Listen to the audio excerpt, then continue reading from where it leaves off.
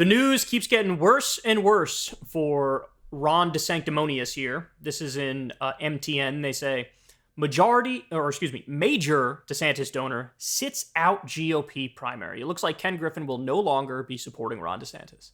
So this is a guy who had given millions of dollars, millions, to DeSantis.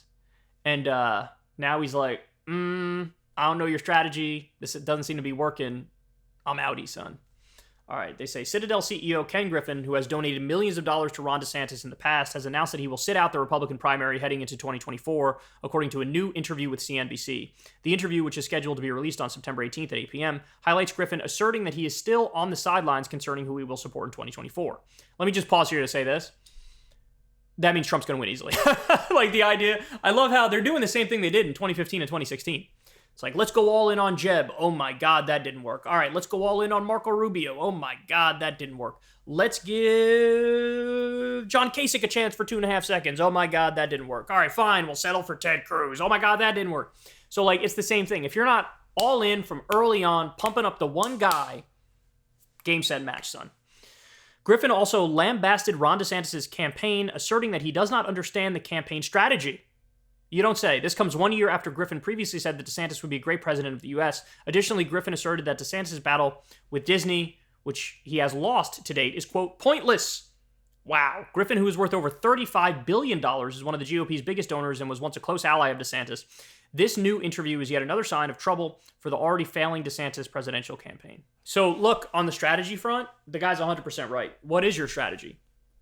When he first jumped in, it's like I'm the better version of Trump. I'm Trump 2.0. I'm the more smart Trump. I'm the less impulsive Trump. And he really was leaning in on this wokeness issue. Like, I'm the guy, I wage war on woke, I'm going to destroy woke. And we got polling data that was conclusive, which said nobody cares about woke. Most of the country doesn't even know what woke is. It's like, this is not something normies are concerned about when they're trying to pay the bills and take care of their kids. And so just like that, overnight, you had DeSantis and Vivek Ramaswamy, who were the two like anti-wokeness guys. They immediately pivoted off of wokeness and tried to focus on other things. But effectively, this is their strategy moving forward.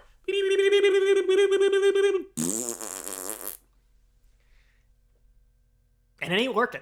You're not going to be shocked to hear it's not working. The other thing DeSantis has tried to do, which is a terrible idea, is, I know what made Trump popular. He was this like right-wing firebrand. I'm going to outflank Trump on the right. Man, if you really think that the primary on the right is ideological, I got a bridge to sell you, man. It's not ideological at all. It's not based on policy at all. Even Ben Shapiro has acknowledged this. So what do? How would this guy revive his campaign from the dead, if it's even possible at this late date, which it's probably not? You know, he has to go do hostile media, debate, make a show of it, and then let everybody on the right clip it out and say, oh my God, Ron DeSantis destroys Jake Tapper. Ron DeSantis destroys Rachel Maddow. Oh my God. And then basically raise his stature that way. It's because think about it. The reason the right loved DeSantis in the first place was not just whatever he was doing in Florida in terms of policy, because like we already established, policy doesn't even really matter that much to these people. It's the clips coming out of Florida where he's doing press conferences and he's yelling at the media and he's calling them liars and he's saying it's fake news. He looked like a newer version of Trump, younger, smarter version of Trump, and that's why he was popular originally. Well, now he runs away from any sort of hostile interview. I mean, he was even afraid to sit down with Megyn Kelly for the longest time. Eventually he did, but he was afraid to do it. So he was doing like, he was playing like he was in the lead and he was afraid to lose. And the fact that he wasn't aggressive from the beginning, the fact that he wasn't doing hostile interviews, that hurts him. Because by the way, look at a guy like Vivek Ramaswamy, who's been going in the other direction. He's been going up in the polls, although he's sort of, he's sort of surged as much as he can. He's kind of sort of bottomed out for the past however many weeks, but he went from nothing to like 10%. And it was because he was doing hostile interviews everywhere. He was going anywhere and everywhere to get his word out while DeSantis was hiding. So, all these donors had a love affair with him, and now they're like, oh my God, you're a loser. And so he's screwed. I don't know what he's thinking. I don't know what he's doing, but it ain't working. And once you lose the moneyed interests for a guy like him, it's a wrap, son.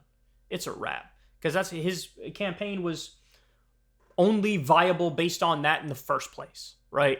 So we'll see what happens. But also, final point here, just a quick warning to the donors. This is exactly like 2015 and 2016. So if you guys don't all pick one candidate, go all in and do the best you can to rally the troops and organize. Like, you're going to have to get one person and get the rest to drop out to have any prayer of beating Trump. It's got to be one-on-one to have any prayer of beating Trump. But it's not. There's like 18,000 people in the race, and that's going to split the anti-Trump vote, and the Trump vote is going to be the one that is leading by 50 points, which he is. So good luck with all that. Hey, y'all, do me a favor and like and subscribe. It helps out big time in the algorithm. Click the bell as well for notifications when videos drop, and watch that video on screen right now. You know you want to.